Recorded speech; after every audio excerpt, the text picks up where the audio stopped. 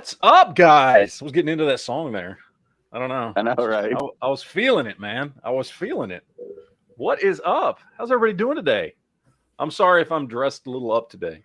I usually am in t-shirt and shorts for these shows. And I just got back from a school function with my daughter, so I had to like get somewhat dressed up.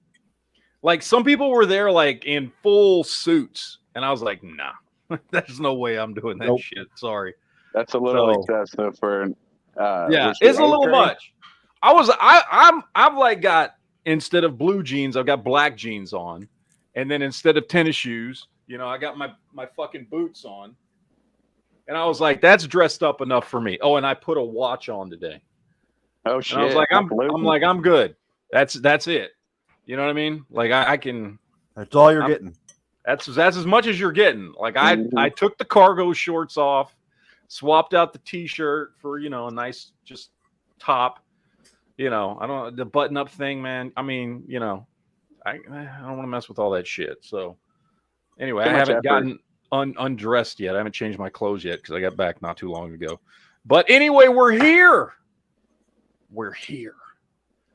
And we're here to talk about some geek shit today. It's Saturday, and I'm excited. I'm excited for a couple reasons. One, because Duke is awake. Yeah, baby. So that's awesome because that never happens anymore. No, never. Ever. 0 times. And I can live tell him Daryl Dixon. how much better Escape from LA is than Escape from New York. But No, other New than York will that- always prevail. No, I Yeah, watched it when you talked all about that. I was quite angry, but it's okay. I got the text. Yeah. But so we can talk a little bit about Walking Dead since tomorrow is the final episode. no, it is apparently. not. No. Okay, I thought so it was. this is the problem. No. So what you have been experiencing is Uh-huh. you have been experiencing the AMC Plus benefits, which is you have been experiencing the week ahead episode. So where the rest of the world has been to this week is their week 23, their episode 23. Uh-huh. You saw 23 last week. So Yes. they're going to catch everybody up. So Sunday is episode 23, and you don't get to see episode 24 until you have to wait for everybody next Sunday. They're not Well, letting you fuck see it them early. then. Yeah. God, mother, fuck. So okay. they're okay. So we're caught up. What have you thought about up until episode 20? Don't talk about 23, 22. Or I guess you I've been can talk very about it. I don't bored. care. I was very bored. I was somewhat excited that they were like the train running in the woods, like Negan was in a prison camp. That was going to be kind of oh, did you see the throwback to Jericho? Really? No. Yeah, Dale, who owned Gracie's store Oh, from yeah, Jericho, was in episode 22. He was in the prison camp. Was he? I don't fucking Yeah, he remember sat at the kitchen at the tables in the chow hall. I'll be honest. Like, You didn't watch that since hard. this has come back, episode 17, 18, 19, 20, Yeah. 21, and 22 have bored the shit out of me. So I might have zoned out or been playing on my phone Yep. at different parts throughout those Acceptable. episodes. Acceptable. I'll be honest, I was very, very upset at like the lack of character development, the lack of any sort of movement that made sense. They're Yeah. trying to find their children and their rest of their group from being murdered, and they're like they stabbed that trooper, and then Daryl like threatens to torture him and never does. And I'm Yeah. like, no, I'm gonna ask him once, and then he's losing a finger, and then he's losing an arm. Like I'm gonna do it horrible, and like that's what Yeah. Daryl would do in this situation. He would progress this guy like so fast, and I just am tired of like Daryl Dixon in season 2 did this. We're in season 11. Like he should be ready to do whatever he had to do to get to his family and to the children, and he's Yeah, no not. shit. And I'm just like I- that's lazy writing. So for me, there have been exactly two interesting things that have happened between episode 18 and 22. Okay. And okay. Two things. One was when Aaron and the rest of them were in the middle of the woods and they found that little fucking cabin thing. Not cabin thing. Where were they at? Some sort of fucking Renaissance fair? Festival. Renaissance Festival. And we got to see the zombies doing shit they've never done before, like opening doors and climbing. That I found very interesting because, as we've talked about before, that is the future of The Walking Dead. That's where they're going with this, is zombies are evolving. That's number one. Number two, same thing. When the zombie picked up the fucking knife. Yep. Those have been the only two interesting things in those, 6 episodes, as far as I'm concerned. Yeah. Like, except for maybe a little bit of character development with Negan in the end of the last episode, where he was willing to give himself up. Yeah. And then, I guess I can't talk too much about episode 23, but... I mean, you can. I mean, we already have. I mean, so I don't really care. Okay, so I really did like... Okay, so now, episode 23 I thought was finally a good episode. Like, I actually enjoyed that episode. Yeah. I thought it was well done. It had lots of action, lots of character development. Things were moving quick. Yeah. Stuff was happening. I was not bored. Okay? Mm-hmm. And... adding on to episode 22, the Negan part that I thought was good.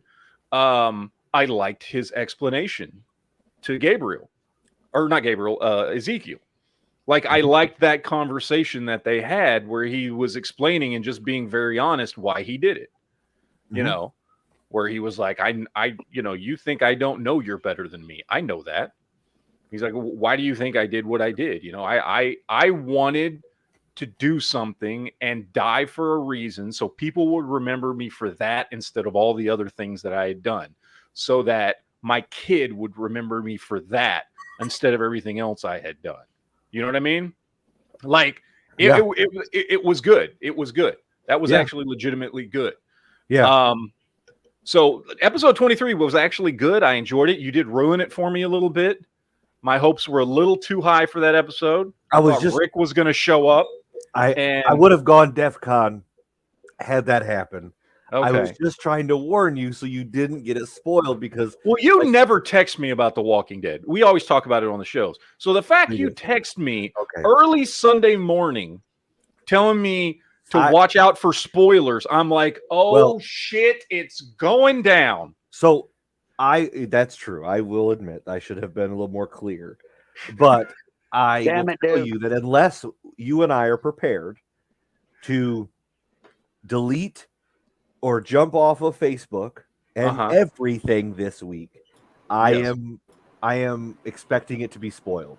They have not shown anyone the show, and I guarantee it's because he's in it. I'm telling you, they're not letting anybody. Fucking better be in it after all this time. He's got it. I mean, he better show up at some fucking point in this motherfucking episode. It better not be just like otherwise a radio goes. Go fuck yourself, Walking Dead. It better not be like a radio goes off at the end and it's like, this is Rick Grimes. Like, no, none of that bullshit. You know what I want to see? Remember that like spliced scene I sent you months back? Yes. Where he's in the rifle tower with the fucking like. I want to see that shit because whoever spliced that together did a phenomenal job. Yeah. Of Rick like showing up.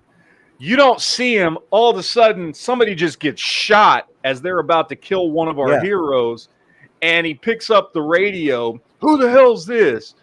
This is Rick Grimes. And then you just see Rick standing up in the tower with a fucking rifle. That's what I want to see, that kind of return. I don't want some fucking bullshit on him calling in on the radio or whatever other crap. No, that's unacceptable. I want there to be something going on where they're surrounded or in trouble. I want Daryl to drop the python and it like skid across the ground. And like Rick walks in and like picks it up, yeah, and like it shoots somebody or something. Like that's the only. I want to see like our heroes are fucked, like they are fucked, and they're in a position they have no weapons, they have nothing, they are about to fucking die. Yeah, and then all I want to see is one of the main people threatening them just takes a bullet to the chest and goes down, and you don't see who fired the shot, and then all you see from, like, you see somebody stand there going, what the fuck just happened? And then without seeing from behind them, you get a fucking House of Dragon, fucking somebody gets their head lopped off, Yes. and there's Michonne standing behind him with Oh, Rick with his yeah. fucking gun. Because remember, Michonne is with Rick. We haven't even talked about that. She That's has what I to want to be- see. yeah, It needs to be exactly. that kind of triumphant return. Mhm. So what are you gonna do if they don't fucking bring them on at all and they I'm just gonna like be pissed the fuck off and fuck this show. Fuck 12 years of watching this goddamn show. Yeah. That's And- what I'm saying. All right, that's what I'm hoping for then. Fucking hell. All right. Oh, real quick. I got to get this super chat. Stephen Carroll dropped in one, says, enjoyed Escape from New York so much that I immediately watched Escape from LA right after. And I have to say, Escape from LA was the better of the two. Ah, Thank you, Stephen. Thank you, Stephen. wrong. Yes. You're That's wrong you. A again. smart man, a smart, you. intelligent man who understands filmmaking and plot devices and storylines and Oh. character development No. and just fun No. movies. Honestly, who thinks New York is better besides Duke? Me. And like everyone else who has a brain. Steven, you're fired for agree. that comment. You're fired. No, 'Cause- he's 'cause not. LA He is just got clearly he- the better fucking movie. He Honestly, just got yes. promoted. He No. just got promoted. No, Steven Hands got fired. down. No, And you know, I don't mind being a contrarian when it comes down to things. no. He it's just not got a he movie. did Steven just got turned into a moderator on my channel. That's what just happened. Oh, Steven, that's you are fucking now a awesome. moderator on the NEA side because that's where you were commenting. So that's where I That's I get fucking it. awesome. I don't care who you are. so there you go. I'm not Yes. too loud or anything, am I? No, you sound It fine. hurts my feelings, Stephen. Breaks my heart. Well, I got you back, Duke. I agree with you. Well, back to The Walking Dead. That's the Oh, only okay. acceptable Oh my way. god. That's the only acceptable way I want to end it. Is Yes, he I comes in agree. triumphant. If that doesn't happen, it's unacceptable. They've ruined is. every opportunity. It's Whatever 100% unacceptable, and there's no fucking excuse for it. they could Period. End of shoot- They could story. shoot all of it in 1 day, 2 days.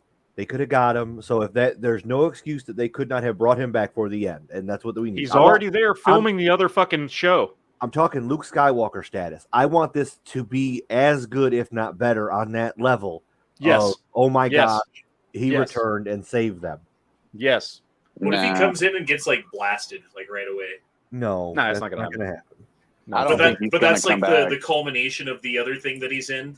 Is like it all leads up to that point where he comes in to save everybody, and then he And just dies. like yeah, like Hero. fucking someone stabs him in the back after he cleans off his Nah. fucking Colt Python. They wouldn't do that. They just wouldn't bring him in. So I have a sneaky feeling he's not coming back.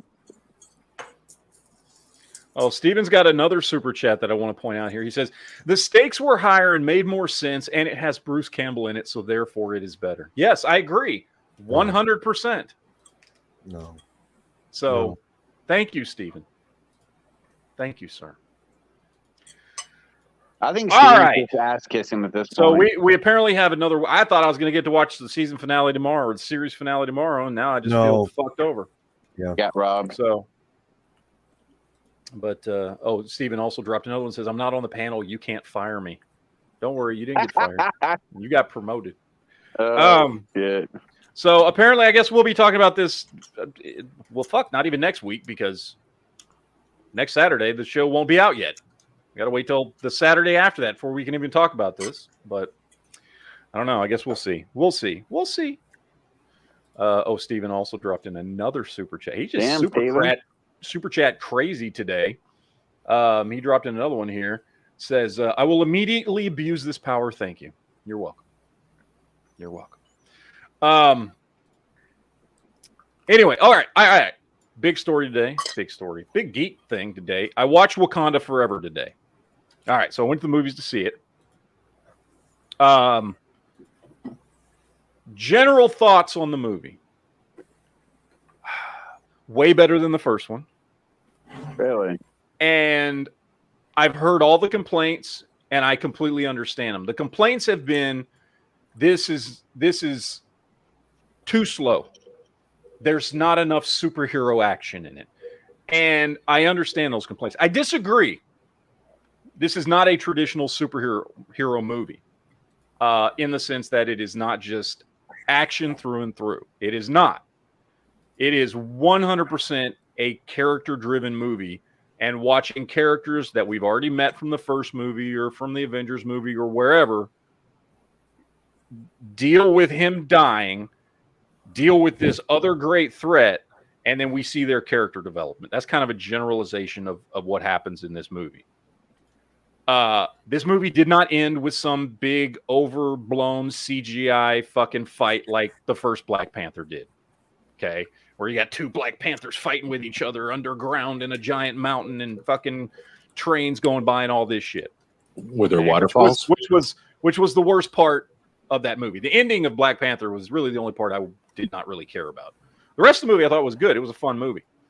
This movie has like depth and heart to it.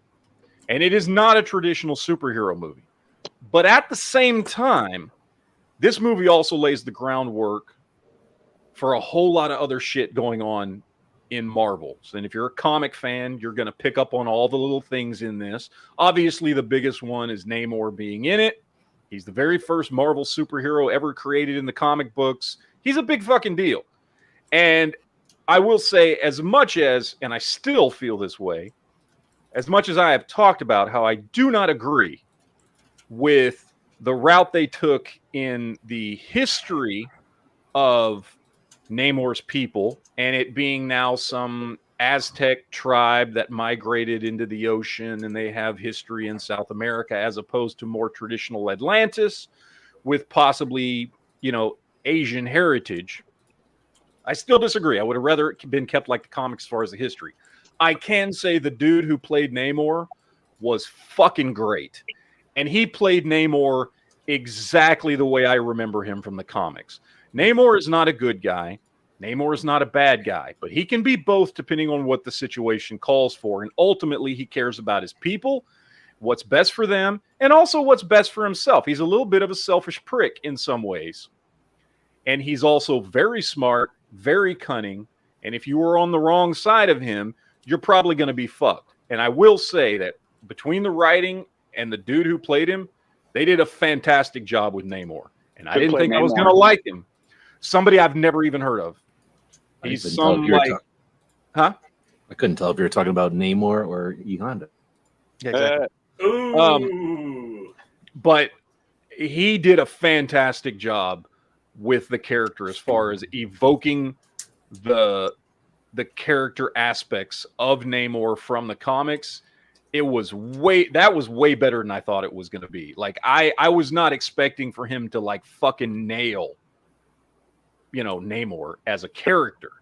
Now, again, I still don't agree with the fucking Aztec backstory and all that shit. So you're saying I don't know why they changed it, but the civilizations of Africa came from South America now? No, that's not what I'm saying. No, Namor's like a ocean, like Atlantis thing. Atlantis. Oh, okay. In the comics, he came from Atlantis, which had some ties to Asia before it sunk or whatever, it became an underwater society, right?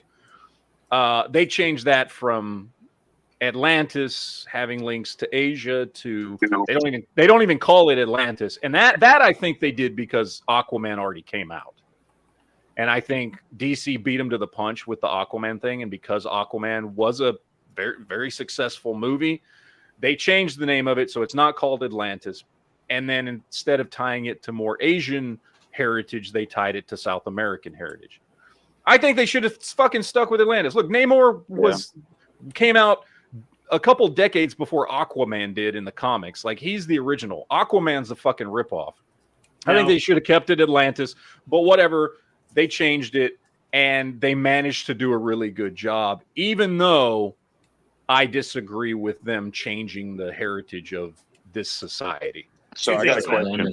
I got two questions. Yes. Number one, any woke bullshit? Number two, where is Atlantis? Where is Atlantis? It's in the Atlantic Ocean, close to South America. So I always it's thought not the Eye of Africa? No, and it's also not whatever that fucking thing you said looks kind of like, but looks absolutely nothing like concentric rings. Right, Yeah. because, it wouldn't after it got, taken over by Or waves. it still would, like it does in the Eye of the Sahara. But I always thought Atlantis was from Greece or the Mediterranean somewhere.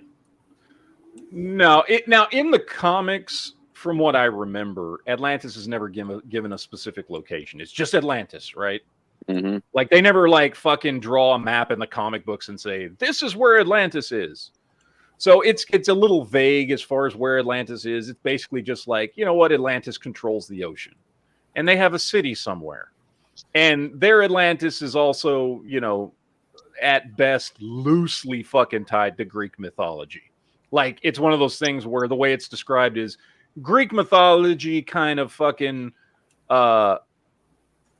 stole the idea of Atlantis from its original origins. It didn't have anything to do with Greek mythology. Plato just had heard about all this stuff and made up his own stories concerning Atlantis, and he just used the same name. But Atlantis is not something. They're different. There's the myth of Atlantis, the Greek myth of Atlantis from Plato, and then there's the actual Atlantis, where Plato kind of got some of his information and then made up his own stories about it. So that's how the comic books are. This is different again because this has nothing to do with it. They don't call it Atlantis at all. The word Atlantis is never in the fucking, you know, in the movie at all. They completely took that out, and this is a different society altogether, but it just happens to have Namor, and all the people look the same way they do as in the comic books. So in the Aquaman comics, they do say Atlantis. You're saying in the Aquaman movie, yes, in the movie. And that movie Both had of them say Amber Atlantis in the comics. I mean, in the comics, Namor's from Atlantis in Marvel, and Aquaman's from Atlantis in DC. I meant movie. I just said comic. I was Aquaman. Dude, I listened to that 1,000 times. Aquaman. So I got a question about the movie, Matt. I don't know if it's a spoiler or not, because I know in the movie, what's his name? Black Panther. What's his character name? T'Challa. I know they kill him off, right? Because of Chadwick Boseman. Yeah. Do they allude to the fact of maybe him coming back, say, from multiverse or something? No, there's nothing about that in there. No. Well, because he can't. He's dead. Yeah, he's dead. What can you? I mean, like I don't want to spoil anything. There is stuff to spoil. I will say this: there is a mid-credit scene that you need to see if you go watch the movie. So you wait the couple of minutes where they get those initial titles out of the way, and then it cuts back. And this in-credit scene or mid-credit scene has nothing to do with, you know, most of the Marvel mid-credit scenes are like introducing something new that we're going to see in a different movie, right? This has nothing to do with that. This mid-credit scene just caps off the movie you just watched. So don't expect to see, like, I know some people were speculating, oh, Doctor Doom's going to show up in the mid-credit scene. No, he doesn't. That's not what it's about. It just caps off the story you just watched. That's all it does. But it's really good. Like I said, and you were asking about woke stuff. I could not identify any woke shit in this movie. There was no like, okay, so in the first movie, the woke shit came in the form of the bad guy. You know, the bad guy was preaching some like woke black liberation theology shit, right? Like that was the quote unquote woke stuff in the first movie, was the bad guy was spouting some stuff off. That was not in this movie. So I could not identify any woke shit in this movie for people out there who that kind of stuff turns you off.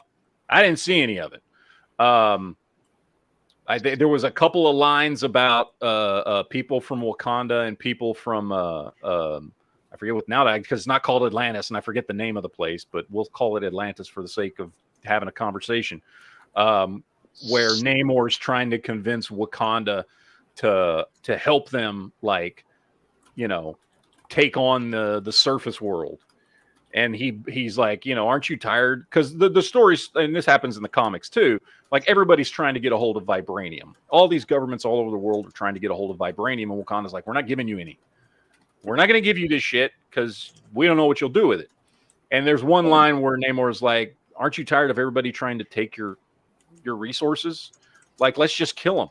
He's like, it's been like this for thousands of years. That's what mankind does. They go somewhere, they take the resources, and they strip everything down, and then they move on. He's like, do you want to end up like that? Because eventually they'll come for you. So why don't we team up and fucking defeat the surface world. And, I didn't take that as woke because it's like historically accurate because every society has done that shit, Mhm. But there was nothing woke in this movie that I saw at all. Unless you just in general think Black Panther, and that those storylines and stories about characters from Africa is woke, which I don't, because I've been reading them since I was a little kid. Been reading about Wakanda and Black Panther since the 1980s. So it was never woke then, and it was no different watching this movie than the stories I grew up reading. So The continent of I would say Africa- there's no woke shit in the movie at all. the continent of Africa is like 3 times the size of the United States. So, do they have like a Marvel or do they have a comic thing? Not that I'm aware of. No. Okay. I mean, comic books are worldwide, and I'm sure there's somebody somewhere in Africa writing comic books and selling them. But Marvel and DC and comic books is a uniquely American thing. Yeah, we make them. And Comic everybody books else reads them. originated. Well, they originated here. 99% of the creation of comics throughout its history has been here. Oh, wait a minute. What about Magna or whatever? And then What? I know that whatever Japan Manga? comics. Yeah. Yeah, well, manga is fairly recent. I mean, comic books started getting created back in the 19-teens, Yeah, it's and true. they started Yeah, to become yeah. big in the 1920s, and that was all here. I mean, it wasn't until the 1960s, 1970s where you started seeing comic books become a medium that was used in other countries, that was also created by publishers in those other countries. We had been doing it for decades. We were the ones that popularized it. We were the ones that brought superheroes. I mean, the term superhero is an American term. Like, it was something that was created in a comic book here in the United States. So when it comes to comic books, fuck yeah, America created superheroes in comic books. End of story. So, it was, full credit to us for that shit. It has become popular all over the world, but we're still the number one producer of that type of content. There are other, it's gotten very big in Japan with manga, but we still produce way more, and the stuff. But you're right, that couldn't have also still started way but more like popular. the 70s or something, right? Yeah. Maybe the 60s, but probably the 70s or 80s. Yeah. So Without spoiling anything, the movie's good. I would say, like, my wife's not the biggest fan of the first one just because she just didn't give a shit. And there are a lot of people out there like that. If you're going expecting some big fucking, Avengers Endgame, fucking big battles, all this shit, whatever, you're not going to get that, and you're going to be disappointed. And if that's the kind of movie you want to go see, then this is probably a pass. This is probably one you just say, I'll wait till it comes up on Disney Plus in 6 months or something. That's cool. Watch it then.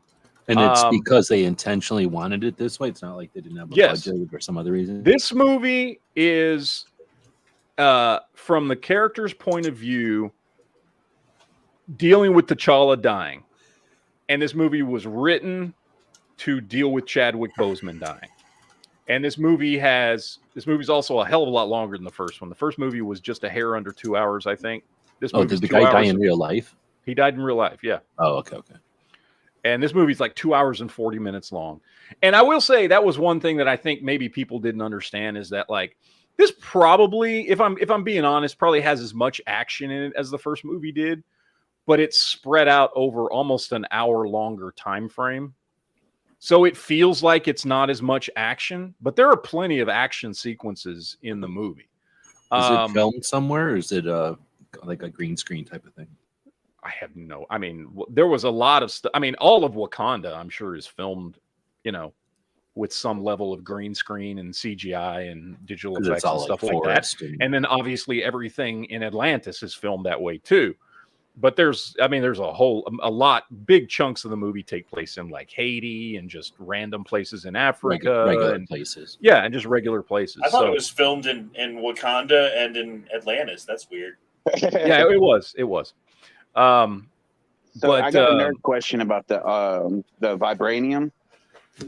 It's what would be considered stronger, vibranium or unobtainium from the core? Well, okay.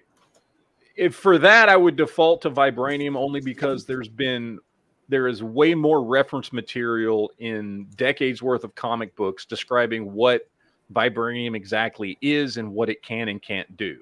Unobtainium from the core, we are given a brief, like less than 60-second explanation of what it is, and Right. not really any limitations that it does or doesn't have.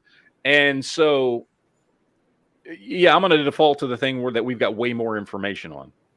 Okay. So I would say vibranium. So, but yes, if you like Marvel movies, if you're a comic book fan, I would say go watch this movie. If you only go to comic book movies because you just like to see lots of explosions and shit, you'll get some of that in here. If you don't care about like character development and stories and things like that, then don't go see the movie. I will say this is another thing. In addition to Namor actually being a really good character, when I thought I wasn't going to like him, worst kept secret in Hollywood in the last few months has been that Shuri, T'Challa's little sister, was going to become Black Panther, right? I was very much against this. Very, very much against this because it just seemed like a fucking... I was like, this is going to be some fucking feminist whatever crap and, whatever, right? Yeah. I will tell you right now, this is Shuri's movie, and she fucking nailed it. Like, it was fucking good. Like, they actually made me really like her character. And she did a great job by the time you get to the end of the movie, and she is now the new Black Panther. And I was fucking sold. And I was dead set against that. I was like, man, nah, it should either be Okoye or M'Baku, because those were the two best characters from the first movie. They're the two that are already warriors, already kick ass. And by the way, those two characters were great in this movie too. But she fucking nailed it as Black Panther. Really, the only character, I'll be honest, that really just didn't, I don't know, it just didn't click with me was the new Riri Williams. Because I've just never read her stuff in the comic books. And I know who she is, and she's like this genius college kid that basically figured out how to recreate Tony Stark's technology to make her own, Iron Man suit is essentially what she did. And she's like an engineer. She's in college, all this stuff. And she's smart enough that she figured out how to recreate his technology. And so she makes her own suit. And that character's in there, and she does all that. And it's not that she was bad. I just didn't find her very interesting. She didn't really add anything to the movie as far as I was concerned. She was mostly just used as a plot device because they needed a character. And I won't go into spoiler stuff, but they needed a character to fill a certain role in the movie. And I think they just went, well, Riri Williams kind of fits that archetype, the genius. They needed a genius to be able to do a specific thing that kind of instigates the movie. And so they used her. And so, she didn't detract from the movie, but she didn't add to the movie. You know what I mean? So other than that, everybody did great. Dude, I'm telling you what, Angela Bassett, who I've always liked Angela Bassett, because I think she's a really good actress. Dude, she might deserve a fucking like Academy Award for her acting in this fucking movie. Like, she did fucking great. Like, really fucking good. I don't know if a comic book movie will ever get fucking nominated, because the only time they fucking want to nominate comic book movies is when somebody fucking dies, but like they do with Dark Knight with Heath Ledger and shit. But she did a great job. Everybody did a good job in this movie, and it was really well done. It was a good story. It was complex. It was great character development. The action that was in there was done really, really well. Like, I really liked it. I thought it was a good movie. I really enjoyed it. And I wasn't sure if I was going to, because going into it, there's a lot of things, like I said, that they had done that I disagreed with, whether it was, Shuri's Black Panther or the whole Atlantis thing and all this other stuff. And they changed my mind. That movie absolutely changed my mind. It was legitimately good. My question is, did you see any black people, and did you give your ticket up to them before you went in, Matt? There are no black people where I live in South Texas. There are almost no white people where I live in South Texas. I'm one of the only ones. So, no. You're in the minority. I'm in the minority down here. So, yeah, no, that didn't happen. And I wouldn't have given him my fucking ticket anyway. Because that's some bullshit right there. Fuck that shit. Over in the chat, Darth was saying, wasn't the actress that portrays Shuri too thin? People say she should have bulked up. She is a very like thin actress. She is. Now, you can tell that she did bulk up as much as she could in this movie because she does look very different than she did in the last movie. And she's much more like, she goes from just being a skinny chick to like a skinny ripped chick. Like, it's hard to explain, but like instead of having like all of a sudden she's got a V-shaped upper torso, still skinny, but all of a sudden she's got like broader shoulders and a V-shaped upper torso. And it's like, oh yeah, she fucking definitely worked out to do this. But an actress like that, I don't think can really. I don't know that she could get that big. She's not a big human being, so I feel like she bulked up as much as she could, but she's still small. I mean, that actress is tiny. But again, she nailed it. I mean, it was good. I was like, damn. By the end of that movie, I'm like, fuck yeah, that's Black Panther. All right, here we Did they have go. all the same actors playing the same characters? Yeah, all the same actors playing the same characters.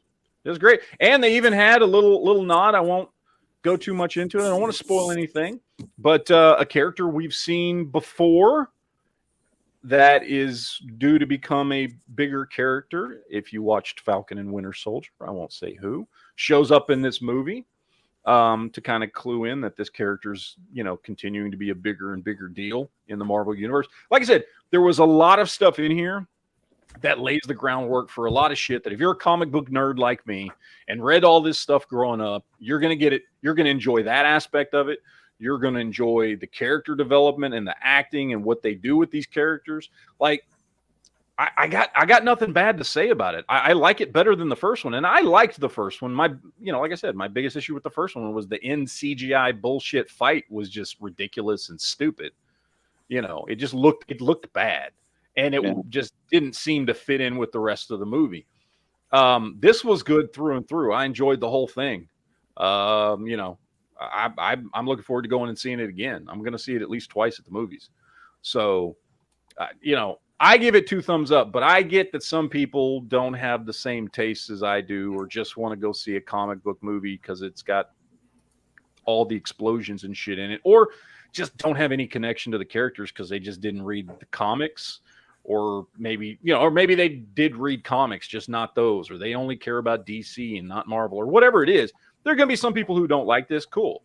It's all personal opinion. Could you tell what people were thinking when they left? Like in real life, were people digging it, or? Yes, there was clapping and all kinds of shit going on in the movie theater. Yeah.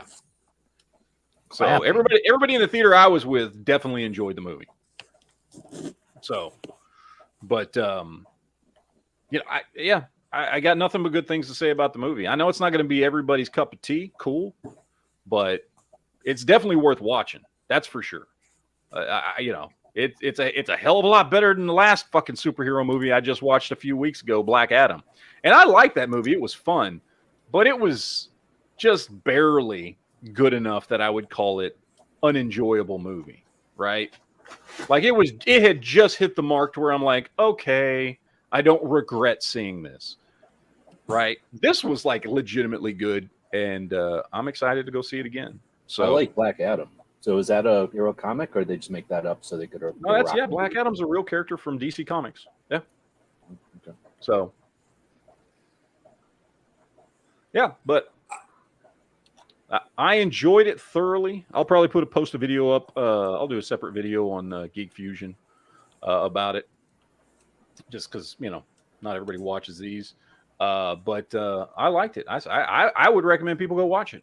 Because it was a lot of fun. Well, and it sounds like it hit a lot of the marks that I have issues with, where you're like the large scale is always the way to go.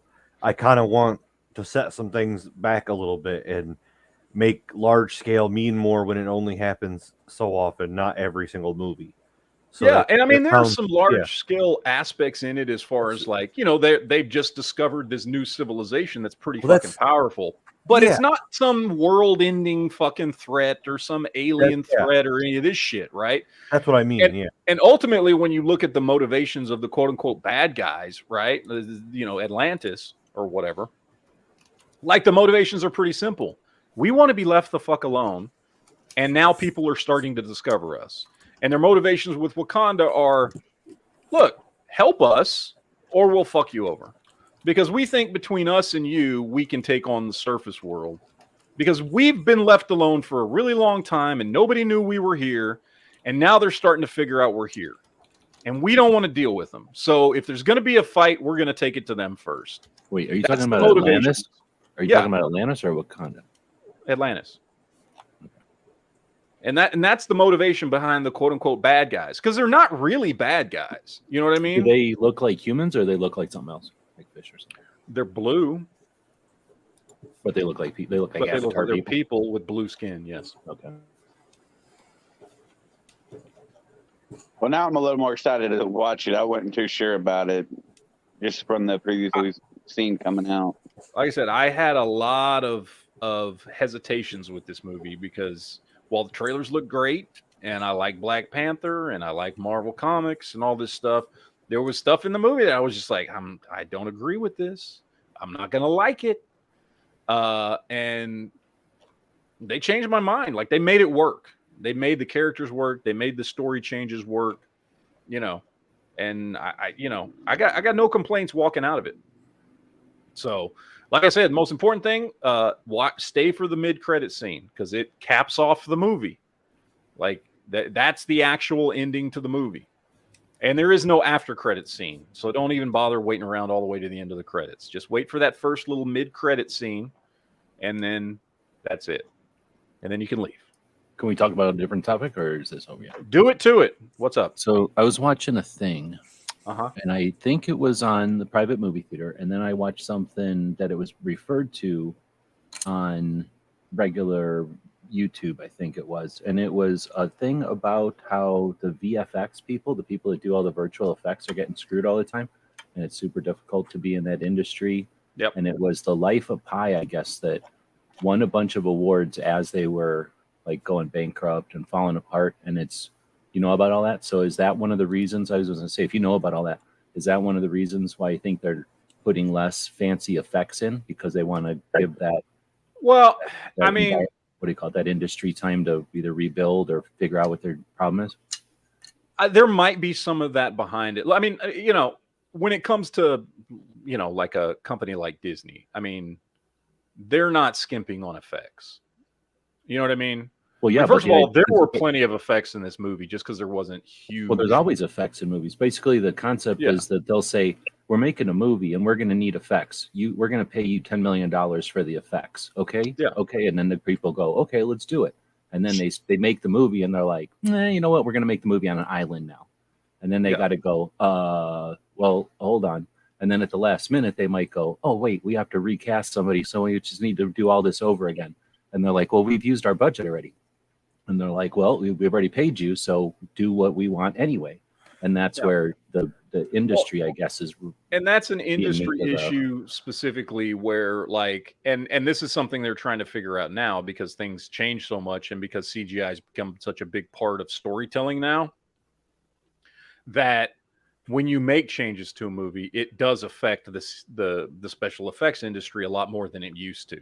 Have you seen that documentary I'm talking about? I have not, but I know about this problem. This is something that's been being discussed for almost 2 years now. Because I watch a lot of the YouTube channels that focus on movie making and like why aren't we able to do this or why are they filming in Europe and stuff like that? And that's because of the way that traditionally things were.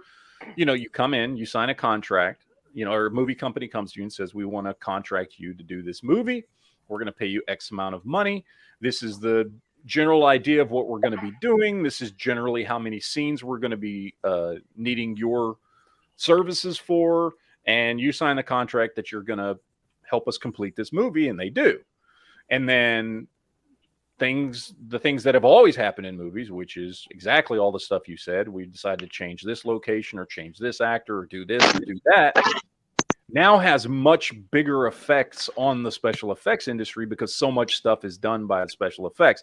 So what it's really going to have to come down to is it's going to have to be a negotiation, because there are special effects unions and there are, unions that deal with writers, unions there are directors unions, actors unions, all this stuff.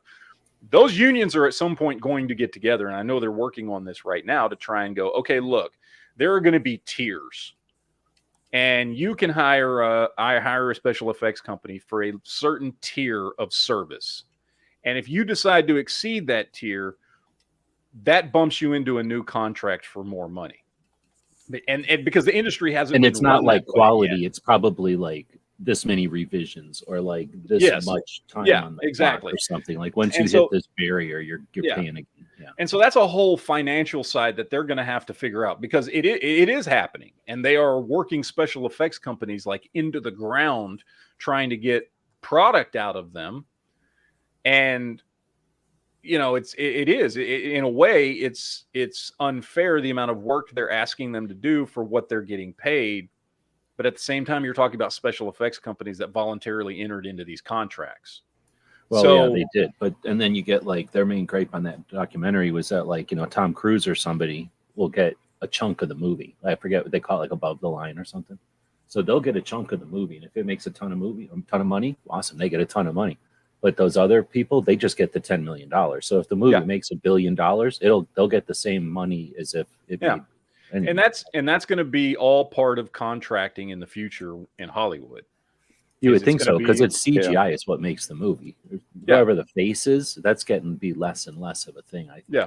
Yeah, especially when you're talking about big movies like this, right? Like, even though there is probably less action per minute in this movie than there is in a lot of other Marvel movies. I mean, we're talking backgrounds, we're talking all kinds of shit is constantly. I mean, even even in scenes where I guarantee you they were in a real village somewhere, guarantee you there's so much CGI and backgrounds and trees or this or that or whatever to enhance the scene. Especially when they go to Wakanda, which is a completely made up futuristic city, right? Where large chunks of the movie take place. And even though you've got like just two actors having a conversation, everything in the background all around them has to be generated, right? Because there's no place like that in reality. So yeah, it's a contract thing. It's a financial thing that Hollywood's going to have to figure out, because they're burning out these special effects companies. Well, I haven't seen this movie, and it sounds like what you're talking about, even though they're not having like battles and stuff, it's still super virtual effects heavy. Right. Like they're still using it all the time in this movie. The two places where the movie spends most of the time is Wakanda and Atlantis. I mean, so it's like, there's a lot of practical effects used, but you have to fill the gaps in practical effects, and they fill that with CGI. So, it's a whole thing. So it's been a problem. It's been a growing problem for several years now. So, did y'all ever see that interview with Matt Damon where James Cameron called him up wanting him to play in it and offered him 10% of the movie, and he turned it down and he regretted it because he turned down. It was for Titanic. It was for Titanic. No, for what's that blue? Oh, no, sorry, Avatar. Yeah, Avatar, that's right. Yes. Yeah, he wanted him to play Jake in Avatar. Yeah, he told him he'd give him 10% of the movie or the royalties or whatever, and he turned him down. You sure it was 10%? No, it was. I know what you're talking about. Well, he said that in an interview. Whether that's true or not, Matt Damon did say it. I believe you heard that. I believe he said that. I don't believe that's true. Jimmy Cameron knows that whatever he touches turns to gold. Ain't offering nobody 10% of royalties. That's crazy. Or maybe that was it, right? Like you get 10% of royalties only. Yeah. Like no paycheck, no nothing, no this, no that. Maybe 10% of only royalties, not of box office, not of all this other shit. But I don't know. Who knows? You talk about this issue. I've heard issues because I follow a bunch of people on that do prop stuff, that make props for Marvel, and do all that, and they get screwed just as bad as the CGI guys, because Marvel runs in and says, "Well, don't you want to work for us?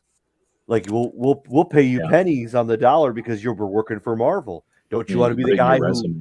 Yeah, don't you want to be the guy who made Tony Stark's, Iron Man suit, like stuff like that? That's just grimy as hell. And I could see him doing that. They're the big guys. They want to roll around like, looks good on a resume. Hey, we did this movie that made $1 billion. And one of the things they were saying in this thing was that the countries will give them rates or discounts or whatever, subsidies and things to do their things in these countries, and it'll last for an amount of time. So the people who work for these companies will have to move to these countries, live there for 3 years, then they get fired, have to find a job with another company in another country because the subsidies are there now.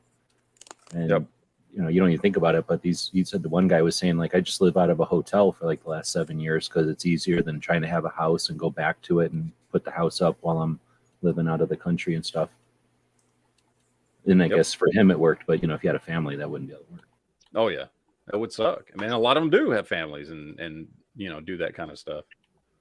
So, but they didn't say nothing about a union, so that's interesting. I wonder if they just didn't want to be in union, didn't talk about it, but whatever. They literally didn't. I'm sure when it comes to stuff like unions, there's certain things they're just like. Well, you're right though. Almost everything in a movie is a union, right? Like all the entire industry, and the lighting and everything, right? So the entire industry is controlled by unions. So, except maybe they're not. Maybe that's why they're getting the shaft. Maybe, who knows? And certainly, because a lot of them might be using foreign special effects companies. And that's going to be they are. That's what I'm saying. Yeah. And they'll buy. They'll go with XYZ company. It sounds like, and then for the next movie, they'll just go with ABC company because they don't care. Yep. So, I don't know. We'll see. I mean, they're not going to stop making movies, and they're not going to stop doing special effects because that's the way movies are made now. So, they're going to have to figure it out on some level. I think that just from playing around with 3D software and stuff, I can't imagine. You got like Pikachu or something that's not really a character, and there's no voice like Bugs Bunny, like some person. You're going to talk about Batman, by the way, but I don't think in the future we're going to need the Tom Cruises when you got Pikachu's, and Hulk can just be CGI. Period. You don't need somebody to play the Hulk anymore. Yeah. Well, you brought up Batman, so we lost Batman this week. Yesterday, right? Yeah, yesterday. Yeah. We lost Batman. Kevin Conroy, the voice of Batman. The voice of a lot of people's childhood. I think I was 15 when that show came out. So I was a little older than a lot of people, who grew up with that as their Batman, I was a little bit older. But that show was so good. Oh, dude, it is arguably the best thing Batman we have ever got outside of the comics. Like, it is arguably the best thing out of all the movies and TV shows and everything else that we've gotten that has tried to translate Batman off the comic page. I would say it is the best, but I would say at least everybody would agree it's arguably the best. Yeah. And as somebody who never was a big Batman fan in the comics, that show was awesome. You know what I mean? Like, that show was great. And so to get somebody like me who, and I grew up reading Superman and Justice League and all that stuff, just like I did with Marvel. And I always just kind of, Batman was always like, I always thought Batman was overrated, honestly. I mean, he's kind of fucking overrated. But I loved that show. I mean, that show was phenomenal. Yeah. And for a lot of people, like Duke, people your age, right? Like that is Batman. Yeah, I was 5 when it came out. That was it. Like, and it captured the essence of being super dark. Yeah. And like not just low lighting, but like it had a dark undertone. It matched the Batman of 1989. Like I felt, and then you have such substance when you have Mark Hamill as the Joker. Like that really set that show apart from everything else. It's just great. The whole thing was awesome, fun. I mean, and sad. I mean, he was. Didn't he he got to play Batman on screen? He did. He finally got to play Batman. He played Bruce Wayne in one of the CW crossover series. I think it was the last one they did a couple years ago. And yeah, he actually got to fucking play Batman. He got to play an alternate universe version of Bruce Wayne. Oh, that's Yeah. cool. And so you actually got this was the first time you actually got to like see him doing the character, you know. Yeah, he was in like a suit that helped him walk because he was Yeah. like old man Wayne that was It was broken. very similar to Batman Beyond, the Bruce Wayne from Batman Beyond, where he's older and he's kind of like he's all jacked up from all years What was of this? fighting as Batman. What I can't remember what it was. Every year the CW with all their shows, Flash, Arrow, Legends of Tomorrow, all that, they used to do a big a TV show. crossover. They used to do a big crossover every year where for 1 week, every episode, whether you'd get a Flash episode, an Arrow episode, a Legends of Tomorrow episode, blah, blah, blah, blah, blah, down the line. And each episode had to do with one bigger story. And they would all like cross over into each other's shows and stuff. So the last one they did a couple of years ago before Arrow got canceled, he was actually in it. And that whole storyline was about them traveling to different alternate universes. And they traveled to an alternate universe where Bruce Wayne was older and he had kind of this like exoskeleton thing on because he was so beat up and fucked up from years of fighting crime. And it was Kevin Conroy who played that character, like in live action. He actually played it. So it was like the first time he had actually got to be Batman, outside of just the voice. And it was cool. Yeah, it was Batwoman. It was also Batwoman. Was it Batwoman? Yeah, I can't remember what it was. The crossovers, I watch all the episodes. When it's not crossover time, I didn't watch Batwoman. Supergirl I fell off of because the first couple seasons were really good and then it just got bad after that. Black Lightning I kept meaning to watch because people kept telling me that one was actually good. I think I only watched a couple episodes of the first season and then never went back into it. But the ones I always watched were Flash, Arrow, and Legends of Tomorrow. Those were the three I always watched. I always watched the new episode that came out. But then on crossover week, I'd watch all the episodes from all the different shows because it was all one big story. And you're saying that in one of those, the voice of the cartoon Batman was an actual real life old man. Yeah, he Batman. actually played Batman. He was like on screen playing Batman. So you remember which one? I guess I could look it up. I don't remember which one it was. Tell me.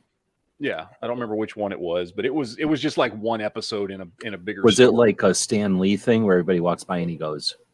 No, he was like or is it like a real? No, he was playing Bruce Wayne in an entire episode of one of the shows for like a. I'm sure you can look up on IMDb and look up under Kevin Conroy's filmography, and it'll tell you. It'll say the episode, right? Yeah, Batwoman, Crisis on Infinite Earths.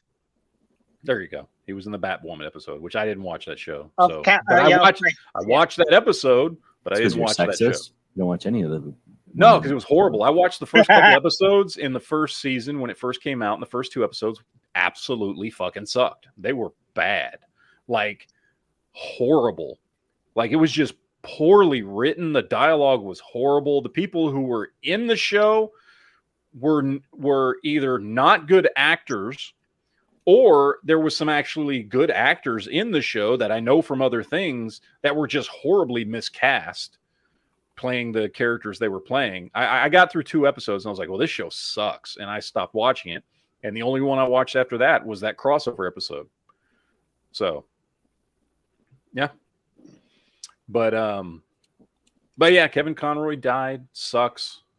He did a whole lot of Batman shit, man. Because he didn't just do the animated series. He did lots of the animated movies that came out over the last like 30 years. He was the voice of Batman in a lot of them. More so, I mean, he's, more than anybody else. So, man, it sucks, man. Oh, Duke, I've got some bad news for you. What? We're not getting season 2 of House of the Dragon until 2024. Why? That's what they said. They came out and announced it. The showrunners said, yeah, we are not going to be able to get out another season until 2024. That sucks. I mean, so it is not a year; it's 2 years. We're going to have to wait for a new season. 24? I thought. Oh my gosh!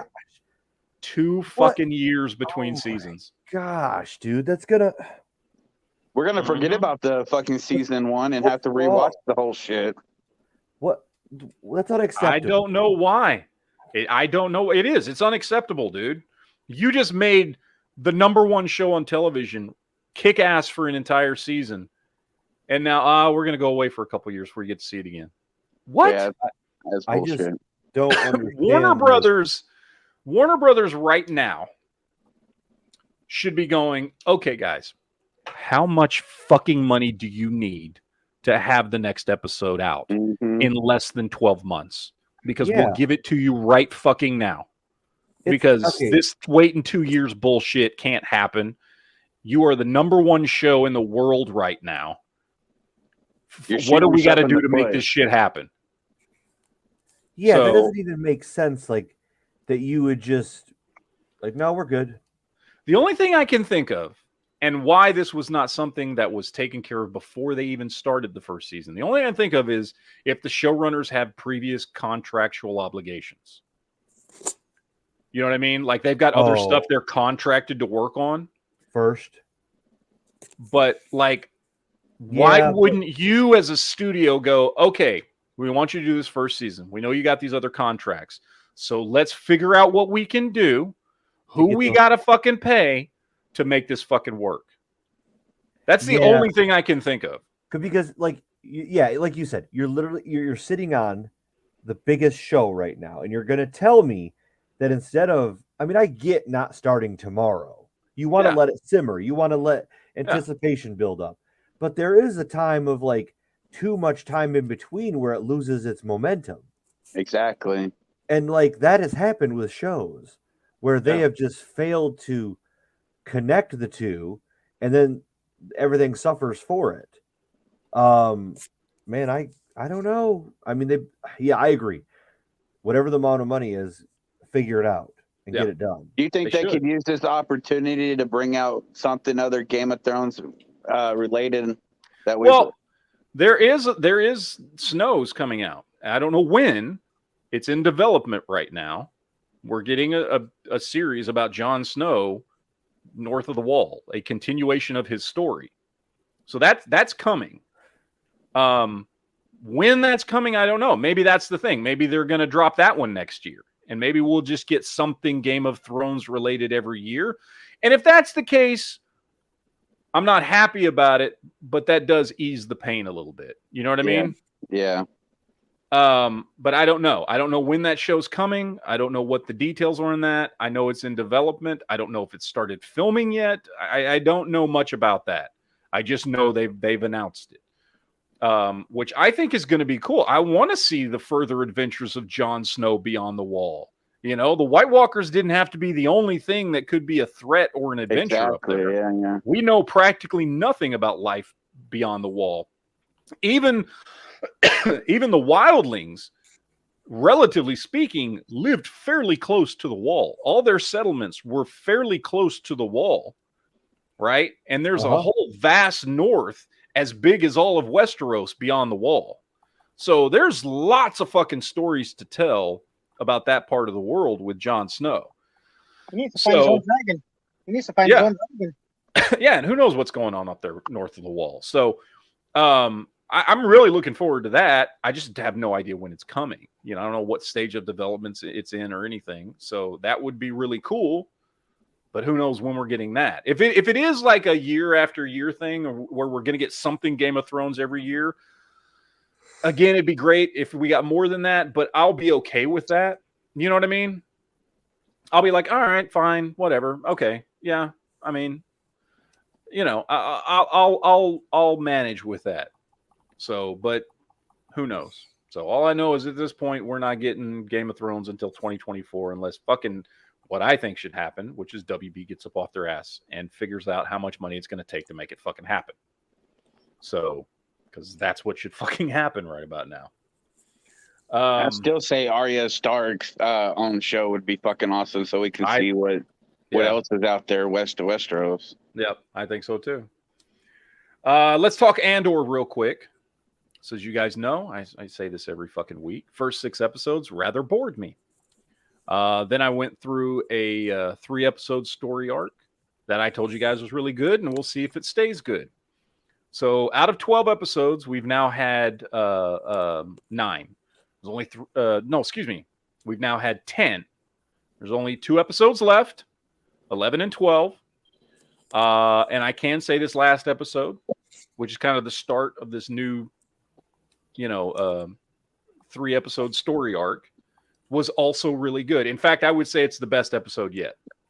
It was really good. I don't want to spoil it for anybody. It was really good. It was. It was like legitimately a really good episode of television. I really, really enjoyed it. They did a fantastic job. So at this point, what I'm looking at is we got half a season of a lot of buildup, and it was really slow and could not really hold my attention. But it is definitely picking up and getting really good in the second half. And if it stays that way and stays consistent through the end of the season, this will be very similar to a lot of shows I've watched where in the first season there's a lot of buildup.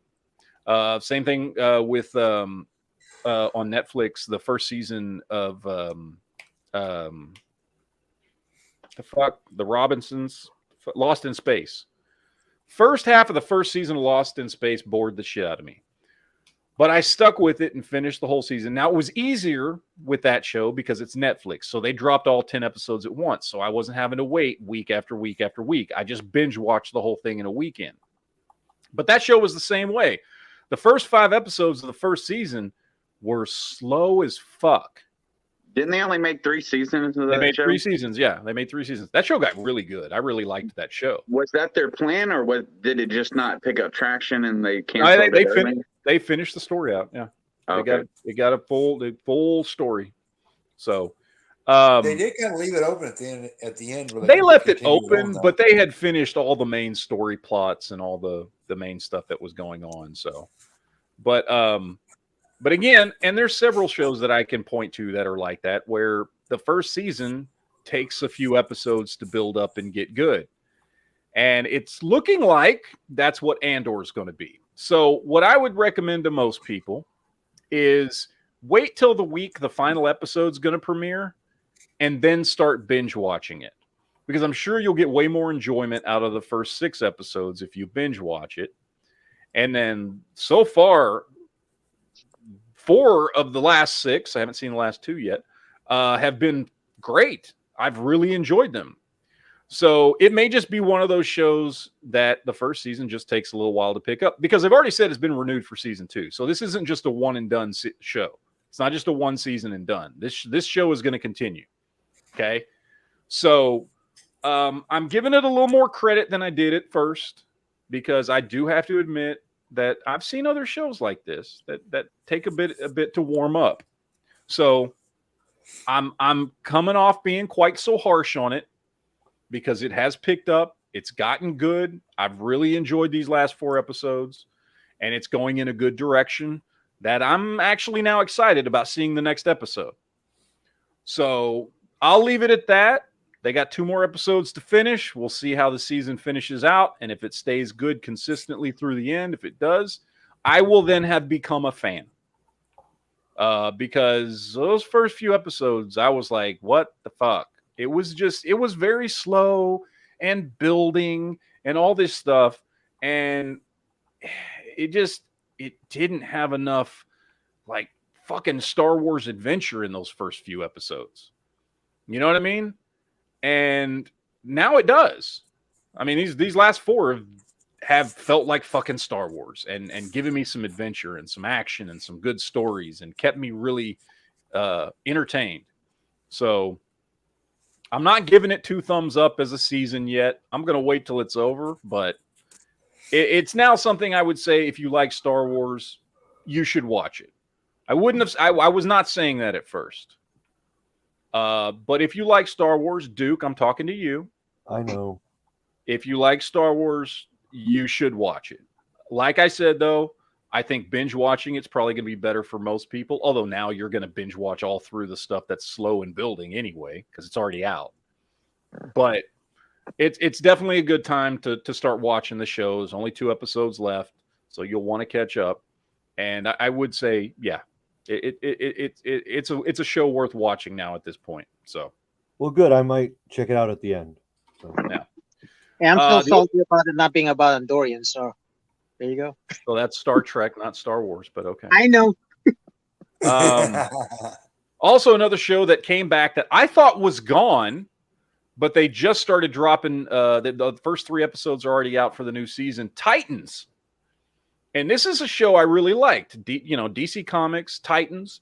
Nightwing, Starfire, Beast Boy, Superboy. All these characters.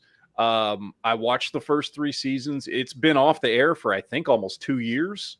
And with everything going on at Warner Brothers, I honestly thought this show was just done. I thought they just canceled it. And it kind of ended the last season, season 3 kind of ended at kind of an ending point. They had kind of wrapped up all the storylines from that season and previous seasons. And it was a good show for 3 seasons. And I was like, well, we got a good show for 3 seasons about some DC characters. And then all of a sudden, like 3 weeks ago, a trailer dropped for season 4. And season 4 just started last week. And they dropped the first 2 episodes last week. They dropped another episode this week. So it's back. I've liked this show from the very beginning. 3 episodes into the new season, season 4, it's been great. I'm really liking it. This season they brought in Lex Luthor. And I don't want to spoil anything, so I won't say more than that. But this has been a good show. I mean, this is a good comic book show. It's definitely a step up in production and quality and writing and acting from any of the stuff on CW. I know a lot of people judge specifically DC comic shows by CW because CW's had the most successful franchise of DC comic characters on TV, period ever. Starting with Smallville and then getting into the Arrowverse stuff with Flash and Arrow and Legends of Tomorrow and Supergirl and Batgirl and all these shows, right? So a lot of people judge a DC show by that. And this is a definite step up in every aspect. So if you've never watched Titans and you like superhero shows, I would say now's a great time to start binge watching and catch up. You can binge watch the first 3 seasons of it. Each season is 13 episodes, so this is a good chunk of episodes. They're hour-long episodes. There's a lot of content there. It's done well. All the characters are great. Writing's great. And season 4 is just now kicking off. Is this live action or animated? Yeah, live action. It's live action. Yeah. And there's a bunch of people in the show you will recognize because you've seen them before. So. Yeah, well, they still pissed me off on what they did to Starfire, but well, what did they do to Starfire? You mean not make her orange? That's not Starfire to me. Sorry, I've drawn Starfire. I am a fan of Starfire. That's not Starfire. Yeah. Well, and here's the thing. Well, have you watched the show? No, and I don't want to. All right. Well, I'm just saying I was right where you were. In fact, there's even a video on my channel before the first season came out bitching specifically about Starfire. I will say you are right. That's not Starfire, but it is a really good character on the show. And she does fill the role that Starfire would fill on the team and the role that Starfire would fill with Nightwing. And it actually works really well. But you're right. That is not the comic version of Starfire that we all grew up with. It's not. Even her attitude is very different most of the time. But there is enough Starfire there, and it is a good enough written character that I got over that after watching the first season. So, I'll just leave it at that. If you don't want to watch it, don't watch it. No, no pressure. I'm just saying it works. It works for the show, what they did. And they made little changes to all the characters, you know what I mean? Which just like Marvel does in all their movies and things like that, but in Titans, it works, they made those characters with the little changes here and there, work really well. And every season's been good. Season 2 was actually really good. Season 2 was a whole season about Deathstroke, and they did a great job with Deathstroke. Of course, I love Deathstroke. Yeah, they did a great job with Deathstroke. And this is kind of like Deathstroke, after all the stuff. Because like when the show starts and the Teen Titans have not been around for a while. That's where the show starts, right? And so it starts under the assumption that everything you've read in the comics with a couple of exceptions, like just now Raven's coming in, things like that. But all the stuff you remember about Teen Titans and Deathstroke and all the stuff, Aqualad and Garth and all the adventures the Teen Titans had and all those things all happened. This is later, Teen Titans have been broken up for a while. Nightwing's doing his own thing in Detroit now. Bruce Wayne is an older Bruce Wayne. There's been changes, obviously. So and that's why the show's called Titans instead of Teen Titans, because now they're not teenagers; they're all adults. Everybody, Wonder Girl is a grown-ass adult; she's not a teenager anymore. So is Nightwing. So all these characters are grown up, and it's about them bringing in new characters. And now those characters that were Teen Titans before the show started are now like the mentors, to these new characters that are coming in and forming the new Titans. It's a good show, man. I really like it. I've dug that show from the very beginning, and just like you, I went into it having a lot of reservations about the show, specifically about Starfire. And that shit went away once I started watching the show. It's good, man. I'll call it. It's legitimately good. So, yes. What else? I got a couple other things we're going to go through before we get out of here. One, the new horror movie Smile is out. Duke, don't watch this movie. It will make you piss the bed, because I know how you are with scary shit. It's a movie called Smile, and I guess I don't have to worry about it because Duke's already fallen asleep. But I got one in the side chat I was going to ask you. Oh, okay. Smiles, the new horror movie, came out. Very good horror movie, man. I loved it. This thing is just a good old-fashioned horror movie. Like, it just hits all the right points. It's the right amount of jump scares versus building tension and all that kind of stuff. And it's done really well. So if you're a horror fan, you definitely got to go see Smile. So I won't spoil anything because there's a lot to fucking spoil. But you definitely got to go. In there we might know. I've never heard of this movie. Well, the main chick in the movie is Kevin Bacon's daughter. Oh, okay. Who I know I've seen in stuff before, because when I started watching the show, she looks familiar. I just couldn't remember what I'd seen her in before. But it's Kevin Bacon's daughter. Is the main chick, and there's other people in the show that you'll definitely recognize. So, what's his name? Cal Penn. Yeah. He's in it. There's other people in the movie. That's the guy from Somebody Go to White Castle. Yeah, Harold Kumar. It's Kumar. Oh yeah. He's in the movie, and there are other people you'll recognize. But they're all old now, right? Yeah. And he quit acting for quite a while because of getting into politics. Yeah. But it's a good horror movie. So if you like that, definitely, if you like horror, go watch that. Other good movie that I had a lot of fun with, Weird came out. Movie called Weird. Actually, the full title is Weird, the Weird Al Yankovic story. This is a movie written and produced by Weird Al Yankovic about his life. Now, remember, it's written and produced by Weird Al Yankovic. So this is not an accurate depiction of his life. This is a parody parody of his life. So this is him, just like he does with his music, parodying what really happened in his life. And it's fucking great. It's hilarious. This movie's great because he depicts himself as this, basically the equivalent of a rock star who dated Madonna and all this shit. And actually, who plays him again? Harry Potter. Daniel Radcliffe plays Weird Al Yankovic. And at one point, it's the one plot point of the movie is that Michael Jackson actually stole Eat It from him and made Beat It. Whereas Eat It was the original movie. It's a parody. It's humor. It's not a serious movie about the life story of Weird Al Yankovic. It's a parody on it. It's funny. If you like Weird Al Yankovic, which I love Weird Al Yankovic, I grew up on him, love his music. I think he's, I know a lot of people don't think about that when you think about Weird Al Yankovic. I think he's an incredibly talented lyricist and musician who has done some amazing things over the course of almost 40 years now.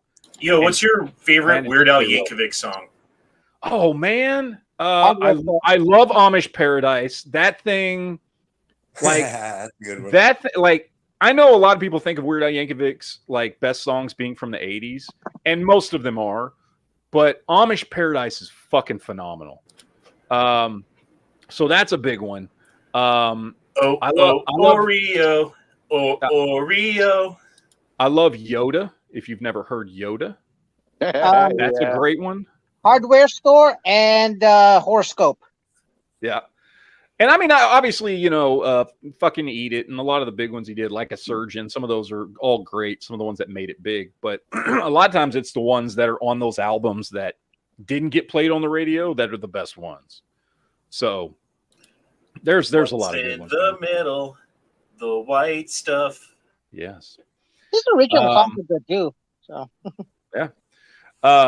But it's a great movie. If you want to just have a good fun time with a movie and you like Weird Al Yankovic, like you should definitely watch that. It's great. The other thing is, did anybody else, and I know it has been off the air for like over 2 years. First season dropped over 2 years ago on Netflix. Warrior Nun. Anybody else watch this show? I haven't seen the new season yet because it just dropped. Yeah, but yes, they it's just on my dropped list. the new season. I've only watched the first couple episodes so far. I want to binge watch it. I really liked the first season. So far, second season is really good. But that's out. So if you like the first season, if you haven't watched the first season, you should. I don't know. It's just it's this really cool take on like angels and demons and. Oh, you're saying nun, like nun, yes. Like a N-U-N, like old. Yeah, Warrior Nun. Yes. And it's this really cool take on like angels and demons in the Catholic Church and all of this stuff. And anyway, I really tried to get into that show. I think I got like 2 episodes in, and I'm like, "Fuck this show." Sorry. Oh, you got to give it another chance, Honda. It was a good show. Yeah, it was a really good show. I really liked that first season. So it was really cool. If you just got a couple episodes in, you didn't even get to the main part of the story. No, like that, you didn't even get into anything. But scratch the surface. Yeah. But anyway, season 2's out. I'm looking forward to watching it. I've managed since yesterday to watch the first couple episodes, but I've been busy this weekend, so haven't got any further than that. But yeah, season 2 dropped, and I'm looking forward to getting to finish that one. So yeah, but hold on a second. Sorry, sending a text. I apologize, people. I apologize. But I forgot to. I don't know if you talked about it or not. How did your daddy-daughter thing go? I was fine. I mean, like my daughter, I think was anticipating having more fun than she did. So she was really hyped about the food because they were serving like pasta and breadsticks and shit, and so she was all about the fucking food. As far as like the actual dance thing went, like one of her friends that she really wanted to hang out with ended up not being there. So that was disappointment number 1 for her, right? And then she got all nervous when it came to dancing. She didn't want to dance on the dance floor. Like she wanted to go out there because all the other kids and their dads were, but she didn't want to go on the dance floor. She said, I don't know how to dance. So I just picked her up and held her and we danced around.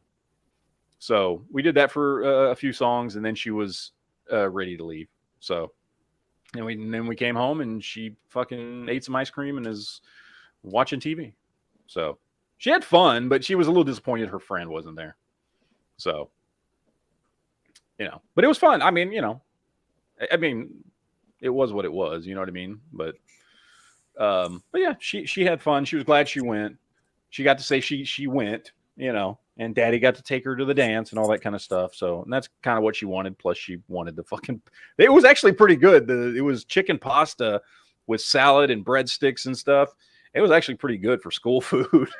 I was going to say, was this a school thing or what? Okay. Yeah, it was a school thing. Yeah. So, but yeah, it was, I mean, it was fine. So it wasn't like, I'm like, oh my God, guys, this daddy-daughter dance was fucking great at this elementary school. You know what I mean? I'm like, but she had fun. And it was nice to get to take her out somewhere that she wanted to go. And she got to get dressed up and everything and put one of her dresses on and stuff. And, so she had fun. So But yeah, that's it, guys. That's all I have. Hey, I do got one. What? That's Avenue 5. Avenue 5. Yes, that's right. You put the chat site thing in the side chat. Avenue 5 on HBO. So have they seen this? Is old, right? Well, the second season just came out. First season came out about a year and a half ago. I'll be honest, I never made it through the first season. I wanted to like it. I just couldn't get into it. Yeah, I can see that. It's a freaking HBO. It's weird. It's not. Yeah, it's a weird it's not show. Raunchy. It's kind of funny. It's not that funny. It's like made for exactly TV. Like I saw the trailers and I was expecting a straight comedy, and it's not. It's not just a straight comedy. Like it's got humor in there. And then it tries to do some other stuff, and there's absolutely no adventure. Like the adventure is, it's going to get kind of hot. Oh, now it's hot, and now it was funny and awkward. I don't know if it's trying to be like this maybe. Anyway, it's just so I was wondering if anybody's seen it. Anybody like it. It's a weird show, and I think I did like the first 6 episodes of the first season. I watched them all, but it was because there was nothing else on it. It was sci-fi. Yeah, I just couldn't get into it, and I wanted to, but I was just like, You know, because I mean, the pitch and the trailers I had seen were like, oh, it's comedy sci-fi. I'm like, cool, sounds fun. I like comedy, I like sci-fi. And then I watched it and I'm like, this is just awkward. Yeah, exactly. Was it a hit though? It wasn't much of a hit. Well, it was enough of a hit to make it. Enough of it to do season 2, yeah. So I mean, some people must have liked it, I'm assuming. So but yeah. Nobody else seen it then? No, I don't think it, probably not. So I haven't. And then I don't know if anybody's interested, but I watched a thing that I think it just came out. It was on a private movie theater. It's something like Rogue Heroes or something, and it's like 6 episodes, maybe an hour long, and it's the beginning of the SAS in Africa. Oh, really?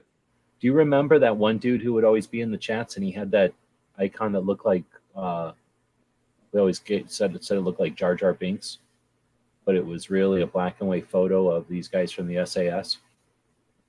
Anyway, that's where that picture comes from. So, if you haven't heard of it, when Nazis were whaling on Africa, North Africa, it was like England and the Nazis fighting in North Africa. This one guy was just sort of like, you know what, screw this. I'm going to go steal a bunch of parachutes. And this other guy stole an airplane, and they proved that you could jump out of an airplane in the desert. And then they just got a bunch of dudes and went in and like started whaling on Nazi planes while they were on the ground instead of in the air, and that's where the SAS comes from. Now, is it a documentary or is it like a retelling? It's one of those like the people who created a little bit of both were part of it, but it's a drama. It's totally a drama. Oh, okay, so it's worth watching. It's like which honestly I like because I think more people get into those. I mean, I love documentaries, and it's good action, and it's all fan, whatever you call it, fan. I love documentaries. I love to sit on Netflix sometimes and just go through the documentary section and find shit. This is sometimes that I don't even care about, but I'm like, well, that looks interesting. But I know not everybody's like that. So a lot of times when you can dramatize something a little bit, it gets more people's attention. You know what I mean?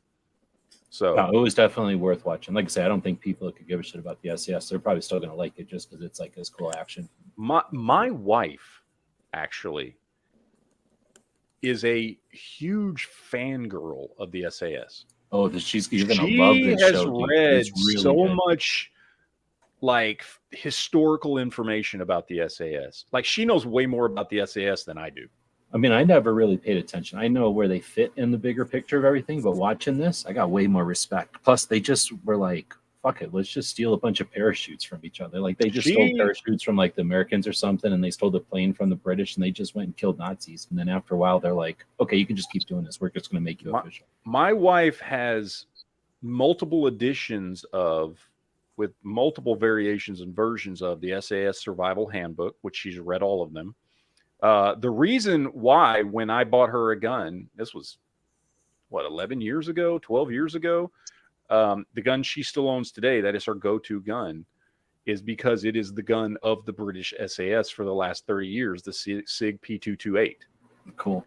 That is how big of a fucking fan of the SAS she is. So, little info on my wife there. But but yeah, so I and she's gotten me into it a lot. You know what I mean? But she knows way more about it than I do. But yeah, no, that sounds cool. That sounds cool. What was it called again? It just came out, and I forget if it was on Netflix or HBO also. It was Rogue Heroes or Rogue I think it's Rogue Heroes. Rogue Hero. Okay, I'm gonna have to look that 6 up because episodes. she'll fucking love that. So, yeah, and yeah, no, I'm gonna look that up as right after the chat so that I can like bookmark it, and so because I know she's gonna want to watch that shit. So, but yeah, guys, it's time to go. We are out of here for the Geek Before we Chat check today. out of here, Okay. I want to say a few things. For one thing, I think it's awesome that Hong Kong Phooey made an appearance here in the chat. What? Hong Kong Phooey. Oh, sorry. Yes, Triple G. Yeah. I think it's awesome. Okay. And because I was listening to the part at the beginning of it, I'm now even more looking forward to seeing Wakanda Forever. After talking about it. I think it was a really good movie. I really liked it. So, you know, I know everybody's mileage may vary. That's cool, but yeah. I thoroughly enjoyed the movie. I had a really good time at the movies seeing that. So, and I'm gonna go see it again. I want to see it again. So, but because I like Shuri as a supporting character in the first one. Yeah, I mean, she was a good character, but I just could not see her as like Black Panther. And she totally carried the movie and did a good job. And I was very surprised. I definitely like the sounds of that. So, I mean, you know, kudos to the writing and to her as an actress because it worked, man. It really did work. I was surprised, but it absolutely did work. So, yeah.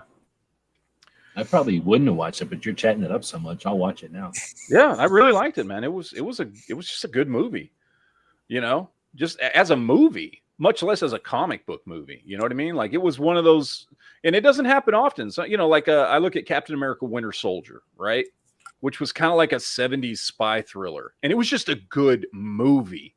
Like beyond being a comic book movie, which I'm already a fan of, it was a good movie. This is the same way. It was just a good movie. The bonus is that it is a comic movie that introduces a lot of stuff from Marvel and that kind of stuff. But it was just a well done movie. So I was very pleased, very pleased. So, yes, but once again, for the third time, we are out of here, guys. Wait, one more thing. No, fuck you. Wait, G.I. Joe. I got to do one of these days when Duke's awake. I got to do a whole G.I. Joe chat. Because I got lots to talk about when it comes to G.I. Joe. I fucking love G.I. Joe. I'm a huge fan of G.I. Joe. Both the property of G.I. Joe, comic books, cartoons, stuff like that, and the toys. So one of these days we're going to do a G.I. Joe chat. But I got to fucking pick a time when Duke's going to be off work and conscious for more than 30 minutes. So we can actually, because I know he's a huge G.I. Joe fan. So, but yeah, we're going to get out of here, guys. So we will see you on the Geek Chat next week. Obviously on Never Enough Ammo. We'll see you guys on Monday for the Guns and Geeks podcast. Tune in for that. And yeah. You're forgetting something. What? The show that I'm doing that starts in an hour, you fucknut. I know nobody cares about that. I mean, Late Night with E. Honda, I almost said a word. Almost said a word. Better not. Not on this chat. I didn't. All right, guys. We're going to see you later. Have fun. Enjoy your weekend. We'll see you in a couple hours or an hour or whenever he does his chat. I don't know. Whenever. So later guys.